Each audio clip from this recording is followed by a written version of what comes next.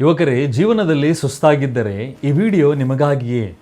ನಿಮಗೆ ಒಂದು ಪ್ರಶ್ನೆ ಕೇಳುತ್ತೇನೆ. ಕೆಲವೊಮ್ಮೆ ಎಲ್ಲವೂ ಸರಿಯಾಗಿ ನಡೆಯುತ್ತಾ ಇದೆ ಎಂದು ಎಲ್ಲರಿಗೂ ಕಾಣಿಸುತ್ತದೆ, ಆದರೆ ನಿಮ್ಮೊಳಗೆ ಮಾತ್ರ ಒಂದು ಯುದ್ಧ ನಡೆಯುತ್ತಾ ಇರುತ್ತದೆ. ಅದು ಪರೀಕ್ಷೆ ಒತ್ತಡ ಆಗಿರಬಹುದು, ಹಣದ ಸಮಸ್ಯೆ, ಭವಿಷ್ಯದ ಭಯ, ಮನೆಯ ಜವಾಬ್ದಾರಿಗಳು, ಸ್ನೇಹಿತರೊಂದಿಗೆ ಹೋಲಿಕೆ ಮತ್ತು ನನ್ನ ಜೀವನ ಸರಿಯಾಗುತ್ತಾ ಇದೆಯೋ ಇಲ್ಲವೋ ಎಂಬ ಒಂದು ಮೌನದ ಪ್ರಶ್ನೆ. ಹಾಗಾದರೆ ಈ ವಿಡಿಯೋ ನಿಮಗಾಗಿಯೇ.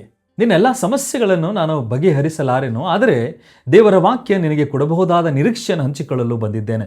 ಈ ವಿಡಿಯೋ ಮುಗಿಯುವ ಮುನ್ನ ಪ್ರತಿಯೊಬ್ಬ ಯುವಕ ಯುವತಿಯು ನೆನಪಿಟ್ಟುಕೊಳ್ಳಬೇಕಾದ ಈ 7 ಸತ್ಯಗಳನ್ನು ನಾವು ನೋಡಿಕೊಳ್ಳೋಣ. ಎಲ್ಲ ಪ್ರೀತಿಯ ದೇವಜನರೇ, ಪ್ರೇಸ್ ಲಾರ್ಡ್, ಜೈ ಕ್ರಿಸ್. ಮತ್ತೊಂದು ವಿಡಿಯೋಕ್ಕೆ ತಮ್ಮೆಲ್ಲರಿಗೂ ಸ್ವಾಗತ. ಹೊಸಬರಾಗಿ ಒಂದು ವಿಡಿಯೋವನ್ನು ನೋಡುತ್ತಿರುವಂಥವರು ನಮ್ಮ ಚಾನಲ್ಗೆ ಸಬ್ಸ್ಕ್ರೈಬನ್ನು ಮಾಡಿರಿ. ಇದೇ ರೀತಿಯಾದ ಮುಂದೆ ಬರುತ್ತಿರುವಂತಹ ವಿಡಿಯೋಗಳು ನೀವು ಮಿಸ್ ಮಾಡಿಕೊಳ್ಳುವುದಿಲ್ಲ. ಮತ್ತು ಮೆಂಬರ್ಶಿಪ್ ಆಗದೇ ಇರುವಂಥವರು ದಯವಿಟ್ಟು ಮೆಂಬರ್ಶಿಪ್ ಆಗಿರಿ, ತೆಗೆದುಕೊಳ್ಳಿರಿ. ಬಹಳಷ್ಟು ಕಡಿಮೆ ಅಮೌಂಟ್ ಇದೆ, ಅದರ ಮೂಲಕವಾಗಿ ನಮ್ಮ ಸೇವೆಗೆ ನೀವು ಪ್ರೋತ್ಸಾಹಿಸ್ತೀರಿ. ಈಗಾಗಲೇ ಮೆಂಬರ್ಶಿಪ್ ತೆಗೆದುಕೊಂಡಿರುವಂಥವರಿಗೆ ನಾವು ವಂದನೆಗಳನ್ನು ಸಲ್ಲಿಸ್ತೇವೆ. ಮತ್ತು ಈ ಒಂದು ವಾಕ್ಯಗಳು ಇಷ್ಟವಾಗುತ್ತಾ ಇದೆ ಎಂದು ಹೇಳುತ್ತಿರುವಂಥ ಎಲ್ಲ ದೇವ ಮಕ್ಕಳಿಗೆ ನಮ್ಮ ಒಂದು ವಿನಂತಿಯಾಗಿದೆ, ನಿಮ್ಮ ಮೆಂಬರ್ಶಿಪ್ ನಮ್ಮ ಚಾನಲ್ಗೆ ಆಗಲಿ, ತೆಗೆದುಕೊಳ್ಳಲಿ ಎಂಬುದಾಗಿ ಕೇಳಿಕೊಳ್ಳುತ್ತೇನೆ. ಮೊದಲನೇದಾಗಿರುವಂಥ ಸತ್ಯ, ನೀನು ಹಿಂದೆ ಬಿದ್ದಿಲ್ಲ, ದೇವರು ಇನ್ನೂ ನಿನ್ನ ಕಥೆಯನ್ನು ಬರೆಯುತ್ತಿದ್ದಾನೆ. ಇಂದು ಸೋಷಿಯಲ್ ಮೀಡಿಯಾ ನಮಗೆ ಒಂದು ಸುಳ್ಳು ಹೇಳುತ್ತದೆ. ಎಲ್ಲರೂ ಮುಂದೆ ಹೋಗುತ್ತಿದ್ದಾರೆ, ನೀನು ಮಾತ್ರ ಹಿಂದೆ ಇದ್ದೀಯಾ. ಆದರೆ ಯೋಸೇಫನನ್ನು ನೋಡಿ, ದೇವರು ಅವನಿಗೆ ಕನಸು ಕೊಟ್ಟನು, ಆದರೆ ಮೊದಲು ಅರಮನೆಗೆ ಅಲ್ಲ, ಸೆರೆಮನೆಗೆ ಹೋದನು. ಜನರಿಗೆ ಅದು ಸೋಲಿನಂತೆ ಕಾಣಿಸಿತು, ಆದರೆ ದೇವರಿಗೆ ಅದು ಸಿದ್ಧತೆಯಾಗಿತ್ತು. ಕೆಲವೊಮ್ಮೆ ದೇವರು ನಿನ್ನನ್ನು ಶಿಕ್ಷಿಸುತ್ತಿಲ್ಲ, ನಿನ್ನನ್ನು ಸಿದ್ಧಪಡಿಸುತ್ತಾ ಇದ್ದಾನೆ. ಸತ್ಯ 2, ನಿನ್ನ ಮೌಲ್ಯವನ್ನು ಮಾರ್ಕ್ಸ್ ನಿರ್ಧರಿಸುವುದಿಲ್ಲ. ಒಂದು ಪರೀಕ್ಷೆ, ಒಂದು ಇಂಟರ್ವ್ಯೂ, ಒಂದು ಫೇಲ್ಯೂರ್, ಇವುಗಳಲ್ಲಿ ಯಾವುದು ನೀನು ಯಾರು ಎಂಬುದು ನಿರ್ಧರಿಸುವುದಿಲ್ಲ. ದಾವೀದನನ್ನು ನೆನಪಿಸಿಕೊ, ತನ್ನ ಮನೆಯವರೇ ಅವನನ್ನು ಕಡೆಗಾಣಿಸಿದರು, ಆದರೆ ದೇವರು ಹೇಳಿದನು, ಮನುಷ್ಯನು ಹೊರರೂಪವನ್ನು ನೋಡುತ್ತಾನೆ, ಯೆಹೋವನು ಹೃದಯವನ್ನು ನೋಡುವಂಥವನಾಗಿದ್ದಾನೆ. 1 ಸಾಮುವೇಲ 16:7. ಈ ಲೋಕ ಪರ್ಫಾರ್ಮೆನ್ಸ್ ನೋಡಿ ಗೌರವಿಸುತ್ತದೆ, ಆದರೆ ದೇವರು ಹೃದಯವನ್ನು ನೋಡಿ ಕರೆಯುತ್ತಾನೆ. ಸತ್ಯ 3, ಹೋಲಿಕೆ ನಿನ್ನ ಸಂತೋಷವನ್ನು ಕದಿಯುತ್ತಾ ಇದೆ. ಪೇತ್ರನು ಯೇಸುವನ್ನು ಹೇಳಿದನು, ಕರ್ತನೇ, ಇವನ ವಿಷಯ ಏನು? ಯೇಸು ಉತ್ತರಿಸಿದನು, ಅವನ ವಿಷಯ ನನಗೇನು? ನೀನು ನನ್ನನ್ನು ಹಿಂಬಾಲಿಸು. ಯೋಹಾನ 21:22. ದೇವರು ನಿನ್ನ ಜೀವನವನ್ನು ಬೇರೆಯವರ ಟೈಮ್ಲೈನ್ ಪ್ರಕಾರ ಬರೆಯುವುದಿಲ್ಲ. ನಿನ್ನ ಓಟವನ್ನು ಬೇರೆಯವರೊಂದಿಗೆ ಹೋಲಿಸಬೇಡ. ದೇವರು ನಿನ್ನನ್ನು ಅವರ ಹಾಗೆ ನೀನು ಆಗು ಎಂದು ನಿನ್ನನ್ನು ಕರೆಯಲಿಲ್ಲ, ಆದರೆ ನೀನು ಕ್ರಿಸ್ತನ ಹಾಗೆ ಆಗುವುದಕ್ಕೋಸ್ಕರ ದೇವರು ಕರೆದಿದ್ದಾನೆ. ಸತ್ಯ 4, ಆಯಾಸವಾಗುವುದು ಸೋಲು ಅಲ್ಲ. ಎಲಿಯನು ದೇವರ ಮಹಾಪ್ರವಾದಿ ಆಗಿದ್ದನು, ಆದರೂ ಒಂದು ದಿನ ಕರ್ತನೇ ಸಾಕು ಎಂದು ಹೇಳಿದನು. ದೇವರು ಅವನನ್ನು ಗದರಿಸಲಿಲ್ಲ. ಮೊದಲು ವಿಶ್ರಾಂತಿ ಕೊಟ್ಟನು, ನಂತರ ಮಾತನಾಡಿದನು. ಯೇಸು ಕೂಡ ಹೇಳಿದನು, ಆಯಾಸಗೊಂಡವರೇ ಮತ್ತು ಭಾರ ಹೊತ್ತುವವರೇ, ನೀವು ನನ್ನ ಬಳಿಗೆ ಬನ್ನಿರಿ. ಮತ್ತಾಯ 11:28. ನೀನು ಆಯಾಸಗೊಂಡಿದ್ದರೆ ದೇವರು ನಿನ್ನನ್ನು ದೂರ ಮಾಡುತ್ತಿಲ್ಲ, ತನ್ನ ಹತ್ತಿರಕ್ಕೆ ಕರೆಯುತ್ತಿದ್ದಾನೆ.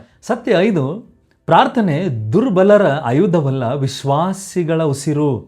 ನಾವು ಹಲವಾರು ಬಾರಿ ಕೊನೆಯ ಆಯ್ಕೆಯಾಗಿ ಪ್ರಾರ್ಥಿಸುತ್ತೇವೆ, ಆದರೆ ಬೈಬಲ್ ಹೇಳುತ್ತದೆ, ಮೊದಲಿಗೆ ದೇವರ ಬಳಿಗೆ ನೀನು ಹೋಗು. ಯಾವ ವಿಷಯದಲ್ಲಿಯೂ ಚಿಂತಿಸಬೇಡ, ಪ್ರಾರ್ಥನೆ ಮೂಲಕ ನಿಮ್ಮ ಎಲ್ಲ ಬೇಡಿಕೆಗಳನ್ನು ದೇವರಿಗೆ ತಿಳಿಸಿರಿ.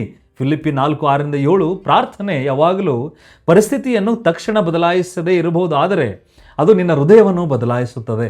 ಸತ್ಯ 6, ದೇವರು ಮೌನವಾಗಿದ್ದಾನೆ ಎಂದರೆ ದೇವರು ಇಲ್ಲ ಎಂದಲ್ಲ. ಯೋಸೇಫನು 13 ವರ್ಷ ಕಾಯಬೇಕಾಗಿತ್ತು, ದಾವೀದನು ವರ್ಷಗಳ ಕಾಲ ಕಾಯಬೇಕಾಗಿತ್ತು, ಅಬ್ರಹಾಮನು ದೇವರ ವಾಗ್ದಾನಕ್ಕಾಗಿ ದೀರ್ಘಕಾಲ ಕಾಯಬೇಕಾಗಿತ್ತು. ಕಾಯುವುದು ದೇವರ ನಿರಾಕರಣೆ ಅಲ್ಲ, ನಾವು ನೆನಪಿನಲ್ಲಿಟ್ಟುಕೊಳ್ಬೇಕು. ಕೆಲವೊಮ್ಮೆ ಕಾಯುವುದು ದೇವರ ತರಬೇತಿ ಆಗಿದೆ. ನಮ್ಮ ಜೀವನದಲ್ಲಿ ದೇವರು ತಡವಾಗಬಹುದು, ಆದರೆ ಅವರು ಎಂದಿಗೂ ತಡವಾಗಿ ಬರುವುದಿಲ್ಲ. ಕೊನೆಯದಾಗಿ ಸತ್ಯ 7, ನಿನ್ನ ದೊಡ್ಡ ನಿರೀಕ್ಷೆ ಒಳ್ಳೆ ಕರಿಯರ್ ಅಲ್ಲ, ಯೇಸು ಕ್ರಿಸ್ತನ ಹಾಗೆ ಆಗುವಂಥದ್ದು. ಒಳ್ಳೆಯ ಜಾಬ್ ಸಿಗುತ್ತದೆ ಎಂದು ಹೇಳಲಾರೆ, ನೀನು ಎಲ್ಲ ಸಮಸ್ಯೆಗಳು ನಾಳೆಯಿಂದ ಮುಗಿಯುತ್ತವೆ ಎಂದು ಕೂಡ ನಾನು ಹೇಳಲಾರೆ. ಬೈಬಲ್ ಹಾಗೆ ಹೇಳುವುದಿಲ್ಲ, ಆದರೆ ಬೈಬಲ್ ಒಂದು ಭರವಸೆ ನಮಗೆ ಕೊಡುತ್ತದೆ. ಏನು? ನಾನು ನಿನ್ನನ್ನು ಎಂದಿಗೂ ಕೈ ಬಿಡುವುದಿಲ್ಲ, ನಿನ್ನನ್ನು ಎಂದಿಗೂ ತೊರೆಯುವುದಿಲ್ಲ. ಇಬ್ರಿಯ 13:5. ಇದು ಒಬ್ಬ ಕ್ರೈಸ್ತನ ದೊಡ್ಡ ಭದ್ರತೆ ಆಗಿದೆ.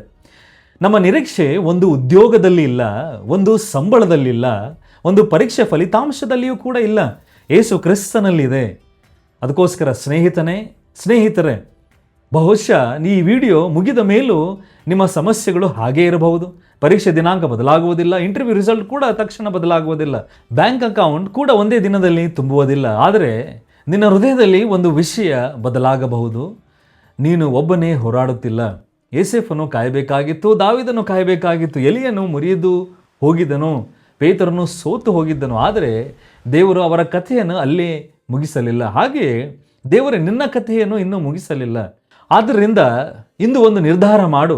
ನಾನು ಸೋಲುವುದಿಲ್ಲ, ನಾನು ದೇವರನ್ನು ಬಿಡುವುದಿಲ್ಲ, ನಾನು ಪ್ರಾರ್ಥನೆ ಮಾಡುವುದನ್ನು ನಿಲ್ಲಿಸುವುದಿಲ್ಲ, ನನ್ನನ್ನು ಬೇರೆಯವರೊಂದಿಗೆ ನಾನು ಹೋಲಿಕೆ ಮಾಡಿಕೊಳ್ಳುವುದಿಲ್ಲ. ಪ್ರತಿದಿನ ಒಂದು ಹೆಜ್ಜೆ ನಾನು ಮುಂದೆ ಇಡುತ್ತಾನೆ ಹೋಗುತ್ತಾ ಇರುತ್ತೇನೆ. ಏಕೆಂದರೆ ನನ್ನ ಭವಿಷ್ಯ ನನ್ನ ಕೈಯಲ್ಲಿಲ್ಲ, ನನ್ನನ್ನು ಪ್ರೀತಿಸುವ ದೇವರ ಕೈಯಲ್ಲಿದೆ. ನನಗೋಸ್ಕರ ಬಂದು ತನ್ನ ಪ್ರಾಣವನ್ನು ಕೊಟ್ಟಿರುವಂಥ ನಮ್ಮ ಕರ್ತನಾದ ಯೇಸು ಕ್ರಿಸ್ತನ ಕೈಯಲ್ಲಿದೆ ಎಂದು ಇವತ್ತಿನ ದಿವಸದಲ್ಲಿ ಈ ಒಂದು ಕ್ಷಣದಲ್ಲಿಯೇ ನೀನು ಹೇಳು.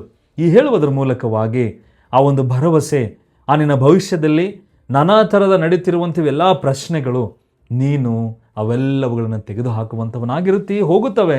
ಮತ್ತು ನಿನ್ನ ಒಂದು ಜೀವನದ ಉದ್ದೇಶ ಸಾಧನೆ ಎಲ್ಲಿ ಆ ಒಂದು ಕಡೆಗೆ ನಡೆಯುವಂಥವನಾಗಿರುತ್ತೀ. ದೇವರು ಖಂಡಿತವಾಗಿ ನಿನ್ನ ಜೊತೆ ಇದ್ದಾನೆ.